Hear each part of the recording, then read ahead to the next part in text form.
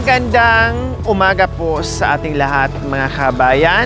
Alam ko maraming nagtatanong at nag-aalala kay Kuya Oming po mga kabayan or Kuya Domingo po mga kabayan. Yes, nandito po tayo muli. Alam niyo po mga kabayan, ako'y nag-aalala din. Kailang not once, twice, thrice, but more than that mga kabayan. Ilang beses po kami ditong pabalik-balik. Kanina po, madaling araw pa lang, isa sa mga team natin pinuntahan na, no? Talagang pinuntahan na madaling araw para lang talaga mapigilan at tiyak na mahuli natin si Kuya Oming po mga kabayan. Kasi minsan, maaga, dinadaanan po namin dito, wala po siya, sa tanghali, sa hapon, at ilang araw pa, umaabot pa po mga kabayan ng ilang araw na pabalik-balik namin dito na wala po siya. Siyempre, busy po tayo mga kabayan, lalo na hindi tayo nakastay ng Pangasinan, no? Madalas nasa Pampanga po tayo mga kabayan. So, buti nilang kahit pa paano, mga kabayan, ngayong araw ay makikita po natin si Kuya Oming. Kasi nag-aalala tayo, ilang bagyo ang dumaan, grabe yung ulan, at nakita naman natin yung kanyang tirahan po mga kabayan na sa ilalim ng puno ng mangga na nilagyan lang po natin ng tulda at medyo matagal-tagal na po yun mga kabayan, no? Inaalala ko rin po siya mga kabayan at tinatanong din po ng ating mga viewers. Kaya ngayon, tara, masaksihan at masilayan natin muli yung tirahan ni Kuya Oming.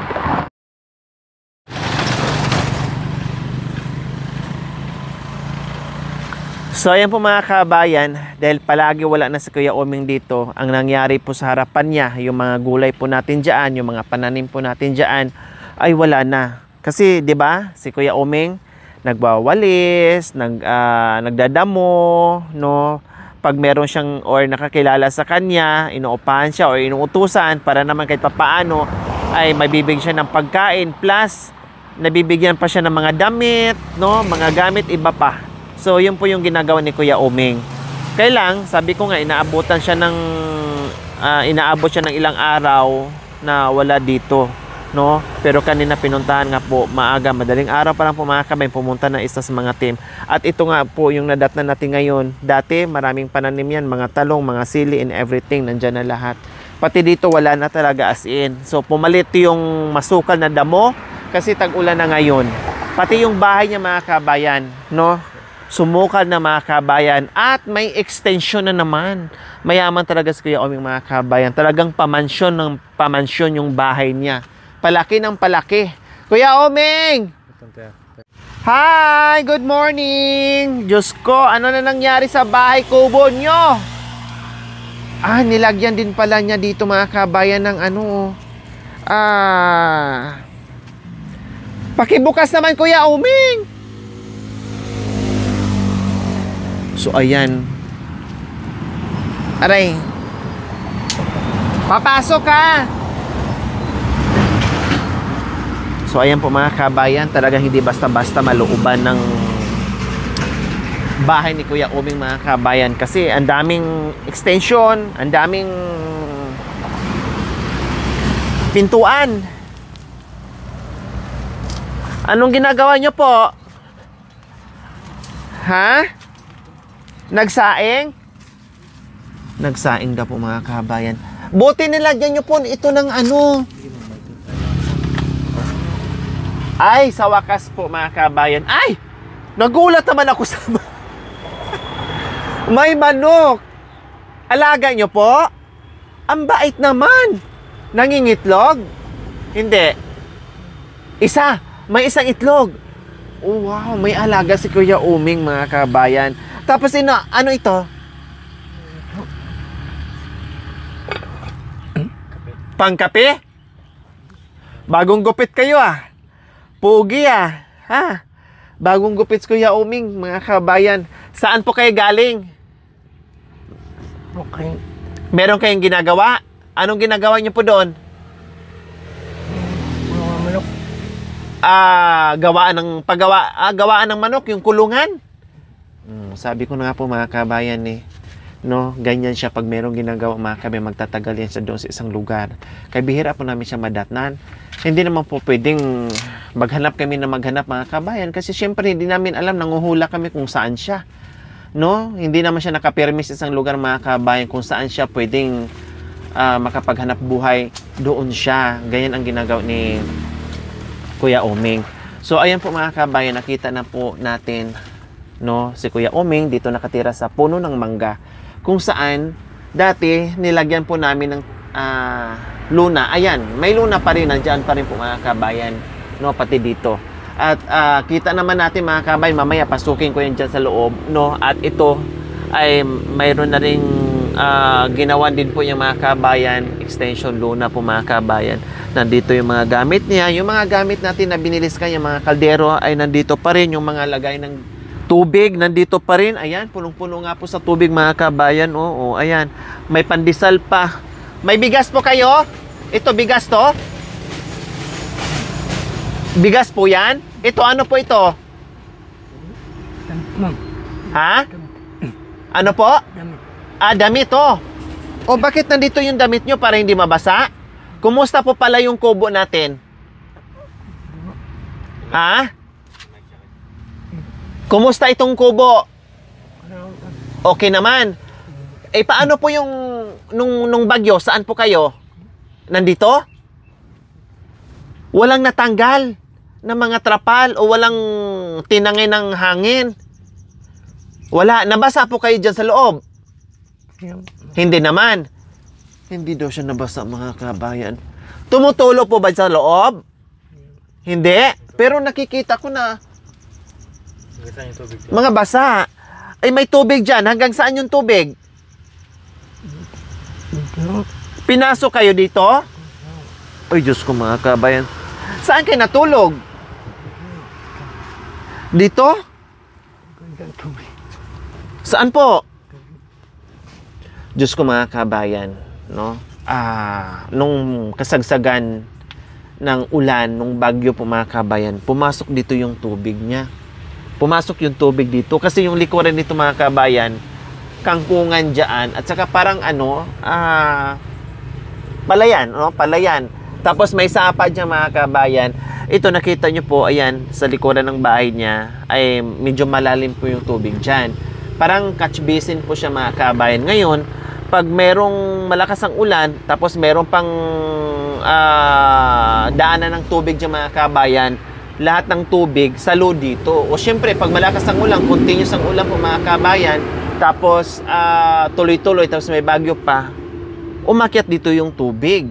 So, hindi na kayo makapagsaing kasi may tubig na dito. Ha? Hindi inabot dito banda? So ngayon, ang higaan niya, nandoon medyo sa ibaba mga kabayan, butin lang kahit paano may papag, kaya hindi siya nababasa. Kumbaga nakakatulog pa rin siya mga kabayan. Kumusta ang hangin? Sobrang lakas ba? Ha? Okay naman? Papunta dito yung hangin. So ang sitwasyon ngayon mga kabayan, no? Kung naaawa tayo ni Tatay Ronnie po mga kabayan, hindi sila magkalayo ng sitwasyon ni Tatay Ronnie at saka ni Kuya Uming. No, lalo na si Kuya Uming po mga kabayan, kasi nakikisquat lang siya dito sa lupa ito mga kabayan, hindi niya alam kung kailan hanggang pwede siyang tumira dito mga kabayan. Kasi ang nakausap na natin dito is yung caretaker po mga kabayan, yung mismong may-ari ng lupa, ay hindi po talaga natin nakausap. Although pinayagan siya dito, no? Pero parang pinapaalis na rin siya dito mga kabayan. Kasi nakikisquat nga lang po siya dito. Nasa tabing daanan po kasi ito mga kabayan. So ngayon, gagawa tayo ng paraan, no? Kung paano natin siya mailipat or mabigyan, may awa ang Panginoong Diyos, kasama ang ating mga magmahal na mga sponsors po mga kabayan, na sana, no? Na merong kapirasong bakante or lupa na matirikan din ng kapirasong kahit ganito mga kabayan, basta may ayos lang natin na simpleng materialis mo mga kabayan, na hindi ganito na puro ganyan no, na meron lang talaga siyang bubong, may dingding, may higaan, no, may lutuan, okay na yon. Yung very simple po mga kabayan, kasi nga wala nga lupa si Kuya Uming, buti si Tatay Ronnie kahit papaano, ganun pa may ang sitwasyon niya, malawak yung kanyang sinasaka, yung lupain niya doon mga kabayan. Si Kuya Uming po mga kabayan, napakahirap kasi maghahanap pa tayo ng mapaglagyan, no? May awa Panginoong Diyos na may malagyan tayo na kapirasong kubo, dahil nakita nyo naman mga kabayan, walang light materials na binili dito si Kuya Uming na nabuo yung bahay, kundi yung mga sanga-sanga, no, yung mga layang sanga ng ipil-ipil, sanga ng mangga and everything, na mga laya, na mga pulot-pulot, nabuo niya ito mga kabayan. Yan po yung bumuo sa bahay kubo ni Kuya Uming. So ayan po mga kabayan, halip po kayo. And then hindi din po sila magkalayo kasi very limited din po sumagot at magsalita. Parehas talaga, walang pinagkaiba, no? Lupain lang ang pinagkaiba ni Kuya Uming. Ayun lang po talaga ang magkaiba, taniman ni Tatay Ronnie dito kay Kuya Uming po mga kabayan. Pero yung pagsasalita, no, more on sinyas, dahil hirap din po magsasalita si Kuya Uming, no. Tatay Ronnie lang din po mga kabayan kasi matagal na panahon, no, na alam natin yung sitwasyon na walang kumakausap, bihira makausap, walang kasama sa ilang taon, kaya ganyan naiipektuhan yung pananalita po mga kabayan, yung boses. Okay, so silipin po natin mga kabayan, halip po kayo. Dati po, no, nung nadatnan po natin siya dito mga kabayan, ito lang po talaga yung tinutulugan niya. Sa totoo lang po talaga mga kabayan, maganda pa yung tirahan ng aso, no, sa tirahan ng ni Kuya Uming ngayon. At maganda pa ang tirahan ng kambing, matibay, nakayero pa, nakasahig pa. Pero dito, grabe. No, grabe po mga kabayan, as in. Kaya isa din po ito sa inaalala namin nung bagyo, no? At ngayong tag-ulan mga kabayan kung paano. Ito lang po yung nakatayo, no? Kasi dati nadatnan namin si Kuya Uming. Ang nakalagay dito, nabubong niya, plastic. Plastic ng bigas or plastic ng abono, yung sa fertilizer po mga kabayan. Yan lang, kapiraso lang yun ha, yung mismong bed na hinihigaan niya po mga kabayan, yun lang talaga. Lahat ng mga tolda, kami na po naglagay niyan, and then nag-extend po kami dito para kahit papaano ay meron siyang masaingan, mayroong malagyan sa gamit, kasi nga binilhan po natin siya ng gamit noon, kasi nakiusap kami noon sa may-ari na sana maglagay kami dito ng kahit ilang yero, pero ang sabi ay okay na daw ganito, siguro para anytime ay pagpaalisin, hindi mahirap baklasin kumbaga. So ngayon, sabi ko sige, tolda na lang ibigay natin, kay ito po mga kabayan. Ganito na po ang itsura niya sa ilang buwan na hindi tayo nakabalik dito kasi hindi namin nadadatnan si Kuya Uming, no? So ito na po mga kabayan. So itong kapiraso, nandito pa nga, oh, baka ito ang tinutulugan ni Kuya Uming, basa, oh, basa. Basa po mga kabayan, pero sabi niya dito daw siya natutulog nung panahon na bagyo mga kabayan, hindi daw po siya nabasa dito, pero imposible kung hindi siya nabasa kasi yung mga laman dito sa loob basa, pati yung hinihigaan niya dito siya mismo humiga, siguro yung puwit niya dito na lang nakasalampak. Ayan, kasi ano yan, mga pulot-pulot yan ng mga kahoy na maliliit dyan, ng mga laya sa ipil-ipil at mangga, ginawa niyang papag para lang meron siyang mahihigaan. Plus, ito yung mga gamit niya, no? Tapos, pag umuulan, umaanggi doon, dito, ito, mga butas-butas na yan. Yung mga kumot niya na binigay natin, mga kabayan, oh. Oh, nandyan. Basa din. Yung moskitero niya, hindi rin nagamit, nandito rin basa din. Lahat, palibot ito basa, no? Kasi yan, nilagay na rin po natin yan, lahat. Pati ito, oh, na ginawa niyang lamesa dito na puro din kahoy-kahoy, ay bumigay na rin. Kasi nga, pulot-pulot nga lang yan.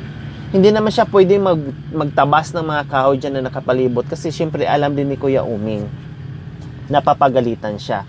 Ang kinukuha lang niya, yung mga nabali dyan, yung mga natumba dyan, yung mga napupulot dyan ng mga maliliit. Ayan no. Kumbaga, tayo, pulutin natin yung mga layang, mga marurupok na kahoy para pang ano natin, pang gatong, no, pang paringas. Pero si Kuya Uming, pinupulot niya ito para gawing bahay at gawing papag, gawing higaan at gawing lamesa and everything. Nakita niyo naman po yung palibot sa bahay ni Kuya Uming dito mismo sa ilalim ng puno ng mangga. So ito yung problem solving na naman po natin ngayong mga kabayan. Kaya nananawagan na naman po tayo sa ating mga mapagmahal and very generous sponsors itong sitwasyon ni Kuya Uming po mga kabayan, kung paano po natin siya mabigyan ng simpleng light materials tulad ng binibigay po natin sa mga katutubong aitas, na magbigay tayo na kahit papaano ay meron silang matulugan. Kahit yun man lang, no? Kahit ganun man lang mga kabayan yung maibigay natin, malaking tulong na po yun, at malaking kahit paano guminhawa yung tulugan nila. Kasi kung tayo dito mga kabayan, hindi talaga tayo makakatulog. Bukod doon sa lamok, no? At nabigyan naman din namin sila ng solar, si Kuya Uming. Dito ano na mangyayari ni Kuya Uming dito. Kaya for sure, pagdating ng gabi at sabay ng ulan po mga kabayan, hindi makakatulog ng maayos si Kuya Uming dyan. Malamang nakaupo na lang siya dyan, pupwesto siya sa gilid, magtalokbong siya ng ano dyan, ng tolda dyan and everything. Ganun po kahirap.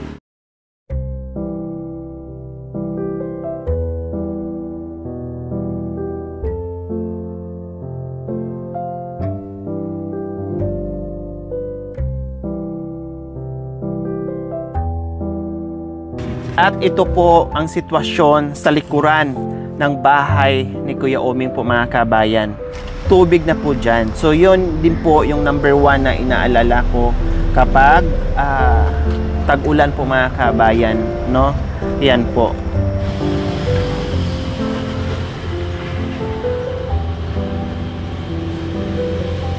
So ayan po mga kabayan, pati nga po yung upuan ni Kuya Uming ngayon, no? Nakita nyo po, o di ba? Kapirasong napulot niya na tabla or yung kahoy po mga kabayan, no? And then yung kanyang mga poste ng inuupuan niya po mga kabayan ay pira-piraso ding mga napulot niya at tinalian ng straw. Si Kuya Uming, grabe, biro niyo po ha, ilang pirasong kahoy to na pinulot niya, yung tali niya. Napakasipag niya, napakatyaga niya magtali ng mga kapirpirasong kahoy para lang mabuo niya itong bahay niya, para lang meron siyang matirahan, matulugan, mauwian. So sana nga po mga kabayan, isa din po matulungan natin si Kuya Uming na mabigyan ng simpleng bahay kubo na as in, napakasimple lang. Kahit 4 na yero, may dingding, may papag, okay na po yung mga kabayan. Ako na po bahala. Mayawang Panginoon Diyos, makahanap tayo na mayroon tayong mapagsalpakan, no, na bahay kubo. Kasi dito po mga kabayan, baka mamaya mapagalitan tayo. No, mapagalitan tayo mga kabayan kapag pilitin natin dito. No, makasuhan pa tayo, kaya hindi pwede. No? At isa pa, may tubig din dito sa likuran. So hindi rin siya basta-basta mga kabayan. No, mahirapan din tayo sa pagtayo. Basta bahala na po mga kabayan. Importante makalikom po tayo para sa maliit na kubo ni Kuya Uming. Then maghahanap po kami dito mga kabayan. Gawin ko po ang lahat, makikiusap, no, kung saan tayo pwede makitayo na sana merong butihing may-ari ng lupa po mga kabayan na makapagbigay sa atin na matayuan ni Kuya Uming. Kasi Diyos ko po mga kabayan, nakakadurog ng puso. Nakita nyo naman yung sitwasyon ni Kuya Uming dito mga kabayan. Kuya Uming, halimbawa po na mapatayuan po namin kayo ng kubo, maghahanap po ako, lilipat po tayo ha, wag na po dito ha. Okay, so kung meron tayong matatayuan at meron tayong grasya, biyaya na ipagkaloob sa atin ng mga sponsors, lilipat po tayo, gibain po natin to, ayusin natin yung mga gamit mo, and then yung mga damit na mga nabasa, yung mga kumot, mga kulambo and everything, linisin natin, labhan natin. Kasi pag nakalipat na kayo, hindi na kayo mababasa at magagamit nyo yung mga binili kong gamit, ha? Kasi sayang. Sayang na nandiyan lang sa tabi, mga bago yon. Tapos hindi na magagamit. Rurupok yan dyan. Kasi basa, nanatiling basa dyan sa gilid lang. Labhan po natin unti-unti para mayawang Panginoong Diyos, makatayo tayo ng bahay kubo mo. Hindi na kayo mababasa doon. Hindi na kayo mamroblema tuwing uwi nyo dito. Pag natutulog kayo sa gabi, pag umuulan, hindi na kayo mamroblema kasi maayos na ang kubo nyo. Basta mag-pray lang din kayo, ha? Kuya Omeng? Oh. So, ayan po mga kabayan, no? Ay mag-iinit ng tubig si Kuya Omeng, magkakape siya. At may dala din po kaming bigas at grocery for a while para hindi siya aalis mga kabayan. Kuya Omeng, may dala kaming grocery, may kunti kaming grocery na dala-dala. Ay, huwag mo na kayong umalis dito, ha? Kasi ako'y babalik at pupunta dito. Maghahanap muna ako ngayon. Makikiusap ako sa lahat, no, na may mga kalupaan dyan na mapayagan tayo magtayo ng kapiraso. Kahit 4 na yero, okay na po yun para sa inyo. Isa lang naman po kayo. Huwag po kayong umalis at ito, may bigas at grocery. Naintindihan nyo po? Huwag po kayong umalis, ha? Dito lang po muna kayo. Ha? Kasi, syempre, pag naumpisahan namin, halimbawa yung bahay nyo, ay nandito kayo para mayroong makakatulong, ha? Oh. Kuya Omeng, narinig nyo po sabi ko, paggagawaan po namin kayo, mayawang Panginoong Diyos, ng bahay kubo na maliit. O, masaya po kayo? Ha? Ha? Masaya? Masakit pa rin yung pagsasalita nyo? Wala nang boses? Wala rin boses mga kabayan. No? Nagyuyose pa rin kayo? Minsan na lang? Ilang beses sa isang araw? 4. Dati? Ha? 8? So ngayon, 4 na lang, binawasan mo ng 4. Anong sigarilyo nyo? Maite? O, kaninang umaga, nakailan kayo? Ha? 4. Eh, mamaya, wala na. O, dahan-dahan sa pagyuyusi, ha? Para din si Kuya Ronnie din mga kabayan, maya-maya, patay sindi, patay sindi, patay sindi, patay sindi. Ganun. Wala eh. Kasi, ayan ang nagpapahaba sa buhay ng mga kabayan. Kaya nga sabi ni Tatay Ronnie ay mamumurit siya kapag hindi siya nagyuyusi. Panglaban sa lamig, panlaban sa ginagawa, sa pagod doon sa kanyang taniman, no? And then libangan na rin niya at the same time po mga kabayan kasi wala nga siyang ibang ginagawa mga kabayan. Ganun din si Kuya Omeng. Pag siya nandito, walang pinagkaiba sa sitwasyon ni Tatay Ronnie. Pag siya nandito, unless lang kung meron siyang trabaho dyan, nagdadamo siya, nalilibang si Kuya Omeng. Pero pag nandito, wala. Mababagot ka dito sa loob ng mabagot ka talaga dito sa loob ng ganitong tahanan mga kabayan. Tapos ang makikita mo pa ay ganyan. Ganyan yung sistema ng tirahan mo. No, although sanay na sila, no, pero syempre tayo na hindi sanay po mga kabayan ay talagang madudurog ang puso mo. Syempre, sanay na sila at the same time, wala silang choice, tinitiis na lang. Nagtitiis na lang sila sa ganitong sitwasyon kasi nga wala naman silang ibang choice. Pero kung mabigyan din natin siya ng simpleng bahay kubo na maliit, of course, sasaya din ang puso ni Kuya Omeng. Mabawasan yung iniisip niya, no, sa pagsapit ng tag-ulan po mga kabayan na kahit papaano. So ayan po mga kabayan, ito yung puno ng mangga. Isa pa po na hindi tayo makapagtayo dito kung halimbawa iyero natin. Kasi alangan naman putulin natin yung mga mangga. Mababa yan eh. Ilang dangka lang, 'di ba? Taga kilikili ko lang mga kabayan yung taas ng mangga. Kasing taas ng dito, no? Ayan po oh. yung taas ng mangga mga kabayan. Kaya pag pumasok dyan, kailangan nakayuko ka. So, isa din po sa dahilan kung bakit hindi natin pwedeng maitayo dito yung simpleng bahay kubo natin. Kasi hindi po natin pwedeng galawin yan, mapagalitan tayo. Mangga po yan eh. Bata pa tong mangga mga kabayan. No? Kaya hindi pa siya ganun kataas. Pag pinakailaman po natin, baka masugod, mabaril tayo sa may-ari. Siyempre magagalit siya. Tanim po niya yan, prutas po yan. So, ang gagawin dyan, kung just in case na pala rin si Kuya Oming, may awang Panginoong Diyos, nandyan naman po yung ating mapagmahal na mga sponsors. Kaya tayo nananawagan, please naman sa ating mapagmahal na mga sponsors na isa din si Kuya Oming mabigyan natin. So ngayon, kung mayroon na biyaya mga kabayan, either dyan, no, bahala na kung saan tayo, basta hindi dito mailipat talaga. No? Hindi dito kailangan talaga ilipat. Kasi hindi pwedeng galawin yung puno ng mangga, na bawasan natin yan lahat. Baka lahat pag pilitin natin, baka lahat maalis yan para lang matayuan ng bahay kubo. Diba? Siyempre, taas na natin ng konti kasi yung tubig, baka abutin din si Kuya Oming. No? Kasi, sabi ko nga, parang palanggana dyan na imbaka ng tubig, pag umuulan, talagang tumataas. Umaabot dito sa tinutulugan ni Kuya Oming.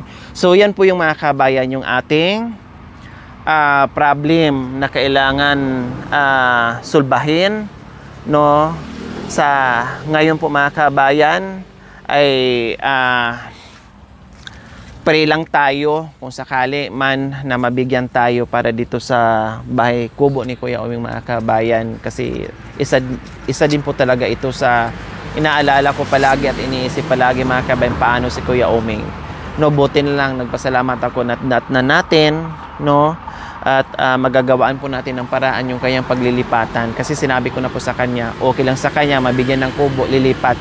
Then pag once na nagkaroon ng kubo mga kabayan, matik gibain po namin to lahat, no? Gibain po namin lahat para mamaya, para hindi na po niya balikan, kasi baka mamaya katulad ni Tatay Ronnie, no? So gibain para wala na siyang balikan, para doon na talaga siya magstay and then hakutin lahat ng mga gamit. So pray natin. Ang ngayon, pag pray po natin ngayon is yung malilipatan natin na lupa, na kahit kapiratso na lupa ay okay na yon. Plus, yung ating mapagmahal ng mga sponsors ay mapagbigyan yung ating kahilingan para naman dito kay Kuya Oming. Okay, so may biskwit po dyan. Kumain kayo biskwit. Ayan, may kape pala siya mga kabayan. No? Nakabili pala siya ng kape. May mga dilata dyan, noodles, biskwit, asukal, tapos kape. O, ayan po, nakabili pala siya ng kape. Meron siyang asin. Ayan, meron siyang asin. O, may kape siya, may asin, may papaya, tapos ito bigas daw po mga kabayan. O, bigas nga ito. O, ayan o. Akala ko nga pandesal, bigas pala. Saan nyo po binili itong bigas? Binigyan po kayo? Bakit? Anong ginawa nyo doon sa kulungan ng manok? Diba? O, gumagawa siya ng paraan. Ito, marami ding imbak na mga gamit mga kabayan. Pinaglalagyan. Yung imbakan ng tubig, pinaglalagyan na lang ng mga iba't ibang gamit tulad ng mga damit. Para lang talaga na hindi mabasa yung iba. Pero yung laman nito basa. So, magaling naman maglabas si Kuya Oming. Pag once na nailipat mga kabayan, i-guide ko na lang yung iba na hindi na po mapakinabangan, ipaiwan ko na or itapon na or sunugin dyan, no? Or ibaon sa lupa. Yung pwede pa ay labhan, tapos iuwi niya kung saan siya mabigyan natin ng kubo, no? Ganyan. Pati ito buo pa. Walang problema sa mga gamit natin na binigay. Marumi nga lang siya kasi nga kulang sa tubig, and then yung lagayan ay lupa. Pati ito, buo pa yung mga balde natin. Pati yung balde doon na ayun bago pa. Yung mga urukan ganun din. No, so okay naman yung mga gamit natin. Yung mga pinggan kulang lang sa hugas. Kasi nga hindi siya wala siya dito madalas, nasa trabaho at busy. O ito, din. Ano po ito, Kuya Oming? Ha? Ha? Ano po ito? Cheese? Magic sarap po. Magic sarap. O may damit din. Tuyo, ito basa. Siguro labahan. Okay, so yun lang po mga kabayan, no? Muli, nananawagan po tayo sa ating mapagmahal na mga sponsors para po dito sa Bahay Kubo ni Kuya Uming. Ako na po bahala maghanap, kapalan ko po yung mukha ko kung saan ako maghahanap ng kapirasong lupa para pagtatayuan. Magtanong-tanong po ako dyan mga kabayan, pagtayuan ng malilipatan ni Kuya Uming. Maraming salamat po in advance sa biyayang anuman na matatanggap natin mula sa Ginintuang Puso nyo. Maraming salamat at hanggang dito lang po yung update ni Kuya Uming, and abangan nyo po ang mga susunod na mangyayari or magaganap dito sa buhay ni Kuya Uming. Salamat po. Bye. Thank you for watching. Don't forget to like, share, and subscribe.